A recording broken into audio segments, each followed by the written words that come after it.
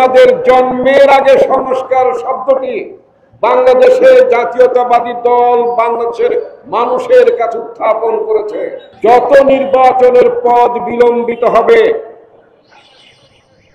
নির্বাচনকে যত সংকট তৈরি করা হবে, সেটা গণতন্ত্রের জন্য বিপর্যয় বয়ে নিয়ে আসবে।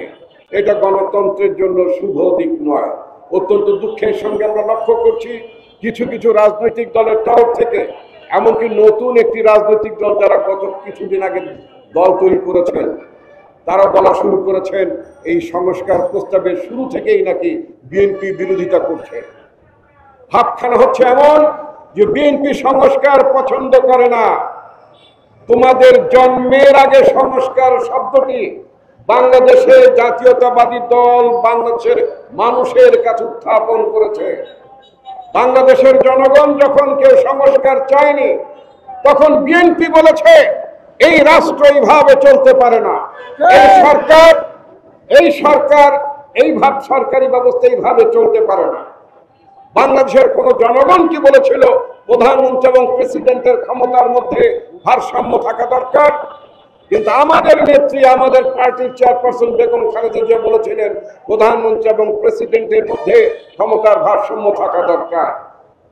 আমাদের নেত্রী বেগম খালেদা জিয়া উল্লেখ করেছিলেন পদ্মা সেতু, মেট্রো রেল এবং এলিভেটেড এক্সপ্রেসওয়ে নির্মাণের গর্বিত অংশীদার বসুন্ধরা সিমেন্ট। প্রধানমন্ত্রীর ক্ষমতার সীমা 2 মেয়াদের বেশি থাকা উচিত নয়।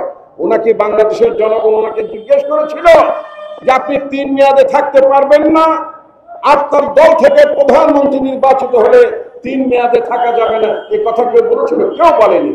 বিএনপি নিজে বলেছে যে প্রধানমন্ত্রীর মেয়াদ 2 বছরের বেশি হওয়া উচিত নয়, যখন তোমাদের কারোর জন্ম হয়নি। বাংলাদেশের কোন রাজনৈতিক দল সংস্কারের কথা বলেনি যখন বিএনপি বলেছে, অথচ এখন বলার চেষ্টা করেছে বিএনপি নাকি সংস্কারের বিরোধিতা করছে। আরে ভাই, একটা না, 2টা না, 3টা না, 31টা দফা সংস্কারের প্রস্তাব বিএনপি দিয়েছে। এখন এই যে রাষ্ট্রের সংস্কারের জন্য 84টি প্রস্তাব এসেছে, এই 84 প্রস্তাবটির মধ্যে বিএনপি মাত্র 12টি প্রস্তাবের বিরোধিতা করেছে। বাকি বিরোধিতাগুলো কারা? প্রায় 60টি ক্ষেত্রে কিন্তু প্রস্তাবের ক্ষেত্রে নোট অফ ডিসেন্ট এসেছে। নোট অফ ডিসেন্ট অর্থাৎ আপত্তি এসেছে বা ভিন্ন মত এসেছে 60টি ক্ষেত্রে। 84-এর মধ্যে বিএনপি তার মধ্যে 12টি দিয়েছে। আর বাকি কারা দিল? বাকি দিয়েছে এনসিপি, বাকি দিয়েছে জামাত, বাকি দিয়েছে বাম সংগঠন, অন্যান্যরা। আমরা মাত্র 12টি দিলাম। কেন 12টি দেব না আমরা?